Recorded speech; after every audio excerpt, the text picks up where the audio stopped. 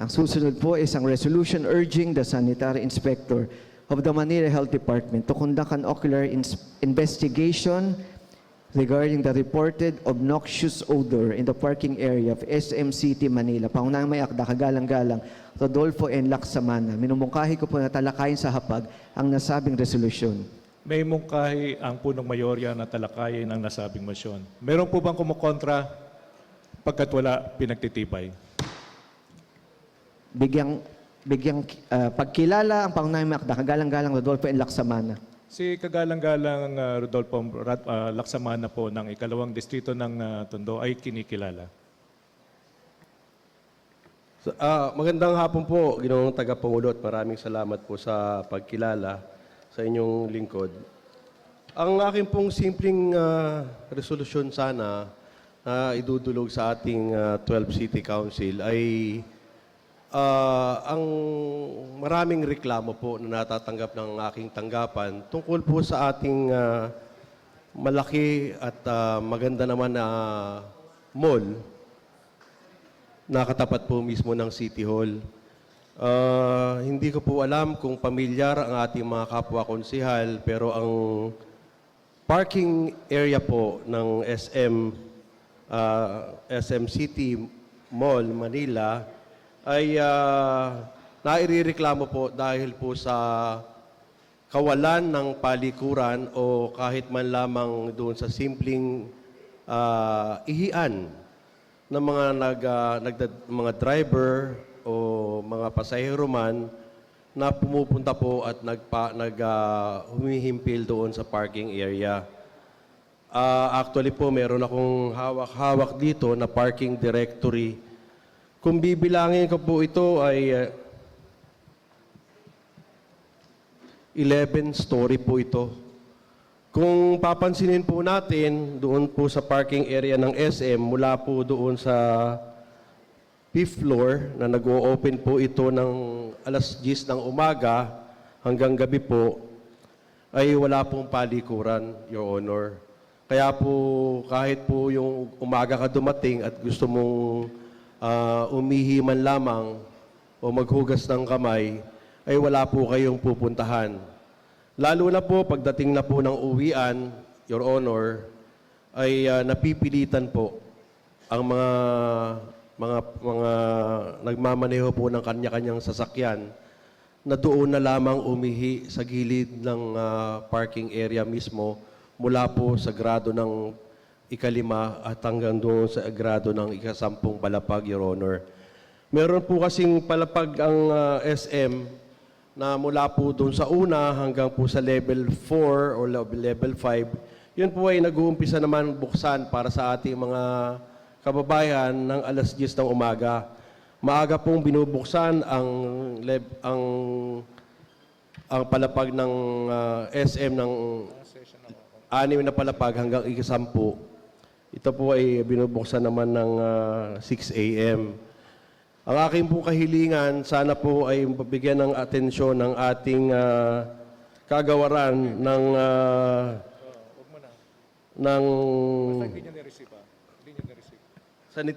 yung sanitary inspector po natin, na ito ay bigyan ng report o ulat, Your Honor, para po malaman nila mismo at makita nila napakapanghi po, napakarumi po ng parking area na yan. At nakita naman po natin, isinait ko rin po dito sa simpleng kapasyahan na ito na doon nga po sa rule number 9 ng sanitary section bilang 901, general requirements ng all buildings po, ay kailangan po ay mayroon silang palikuran para po sa mga taong gumagamit po ng pasilidad, Your Honor.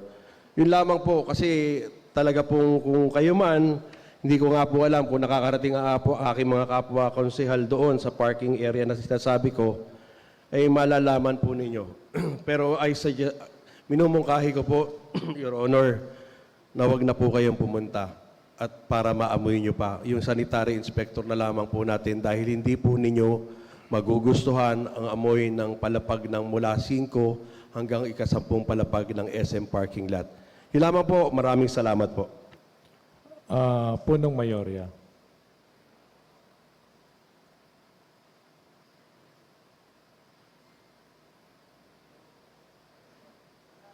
Hello? Ginoong Tagapangulo, minumungkahi ko po na buksan ang panahon ng diskusyon at debate. Minumungkay na po ng Mayorya na buksan ang panahon ng diskusyon at debate. Meron po bang tumututol pagkat wala pinagtitibay? Konsehala Yan Ibay. Thank you po, Your Honor. Your Honor, I would just like to ask the principal author po if the mall management po has been notified po of the odor issue, and if they have been notified po, what steps have they done to address the said issue po? And given po na he has garnered reports po from different individuals po, sabi nga po niya may mga nagrereklamo na po sa kanya pong office, were there any potential health risks found po associated with the persistent odor po na sa SM nga po? Konsehala Rod Lacsamana. Salamat po, Ginoong Tagapangulo. Alam po ninyo, bilang konsehal ng Maynila, ang aking pong tungkulin ay gumawa ng batas at tumanggap ng mga reklamo. Hindi ko naman po tungkulin na sabihin sa SM na ayusin nila ang kanilang gusali.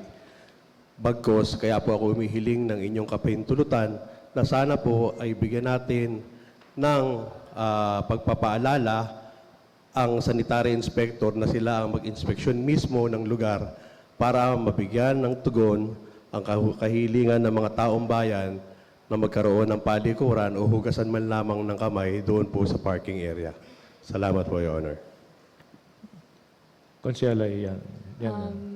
Your Honor, I don't think any of my questions were answered properly po. But then, whenever I make resolutions po kasi I make sure po na lahat po ng data po kinokollect ako. So, ayun nga po, I'd just like to know kasi if this is an odor issue po, I'm pretty sure naman po na ang una pong lalapitan yan is yung mall management po mismo. So that's why I was asking the principal author po if may nakalapit na po ba sa mall management. I wasn't directly saying naman po na siya po na trabaho niya po yun, but I would just like to know if nalapitan na po yung mall management. Hindi ko naman po kine-claim or sinasabi na trabaho niya po yun.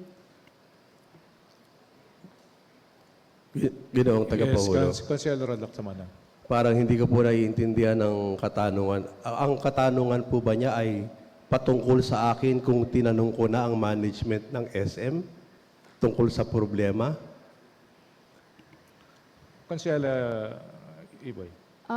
Yes po, Your Honor. I would just like to know po if na-inform na po ang SM regarding this said issue po. It's pretty much a simple yes or no answer po, yung ina-expect ko lang po. So, yun lang po.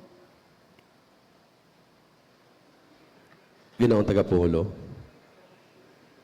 Konsehala Rod. Kagaya po ng tinuring ko kanina, tinuran kong kasagutan, hindi ko naman po trabaho na pumunta sa SM at sabihin sa kanila na dapat nilang ayusin ang kanilang gusali. Kaya ako nga po hinihiling at dinudulog sa inyo sa talakayang ito na utusan, atasan natin mismo ang opisina nakakasakop ng sanitary inspection para sila ang magsabi sa pamunuan o may-ari ng gusali na sana ay ayusin nila dahil sa dami ng reklamo na ipinahayag ng isang konsehal sa konseho dito sa ika-12 konseho ng Maynila, Your Honor. Ang kasagutan po ay hindi. Dahil hindi ko naman po yung trabaho para makipag-usap sa kanila at baka po ako pa ay mapagbintangan na sila ay mayroon akong masamang intensyon kaya ako sila sinisita, Your Honor. Salamat po. Dr. Irma Alfonso. Your Honor, thank you.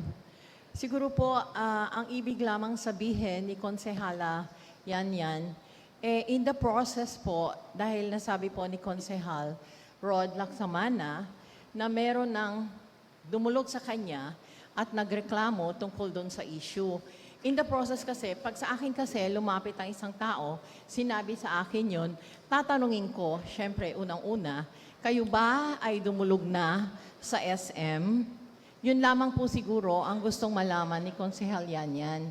Kung in the process na nagreklamo sa iyo ng diretso yung tao, kung natanong mo ba na kung sila ay dumulog na doon sa inirereklamo nilang issue doon sa SM, Your Honor. Yun lamang po. Konsehal Laksamana. Salamat po sa paglilinaw, Konsehal Irma Alfonso. Maliwanag po sa akin yun. Tama po siya. Sinabi ko po sa mga nagre-reklamo na tanggap ko sa opisina na kayo ba ay nagsabi na ng inyong reklamo tungkol dyan sa mapanghi na palikid ng parking area na yan. Ang tugon po nila ay opo. Sinabi po nila sa gwardiya na bakit napakapanghi naman ng inyong lugar. Hinahayaan nyo ang mga driver na kung saan-saan na lamang po umiihi. Hindi naman po magandang sabihin dito, pero minsan po ay meron pang number 2 na nagagawa doon dahil po walang palikuran. Yun lamang po, Your Honor. Pero malinaw po sa akin ng katanungan, yan po ang sagot ko, na sila po ay nagsabi rin at nag-ulat sa gwardiya sa bawat level po na nasasakupan ng mapanghing parking area. Salamat po. Konsehal Lubiloso, is recognized. Thank you, Your Honor.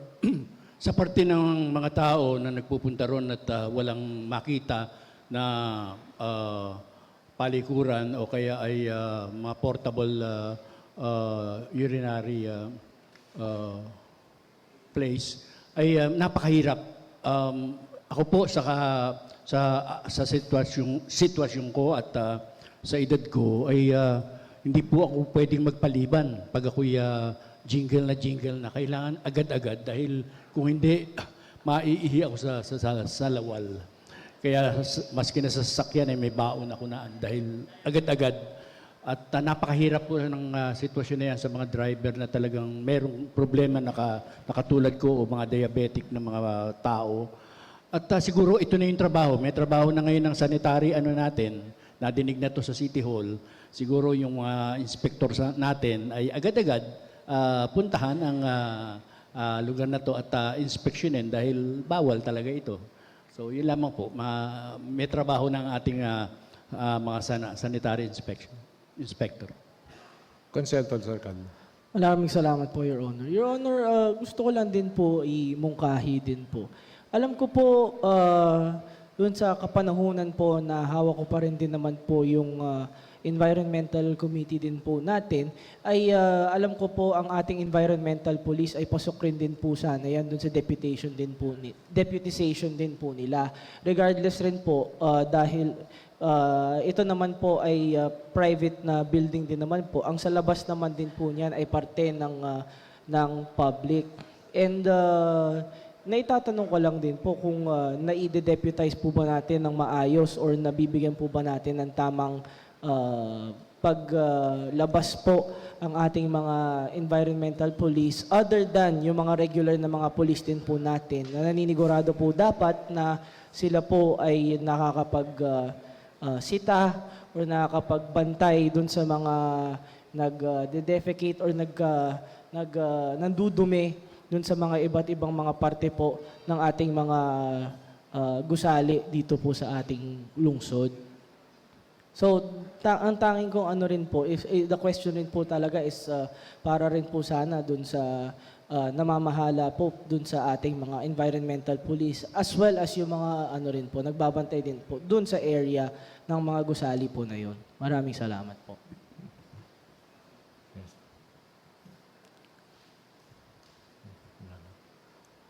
Wala na po ba magsasalita? Konsehal Philip Lacuna ay kinikilala.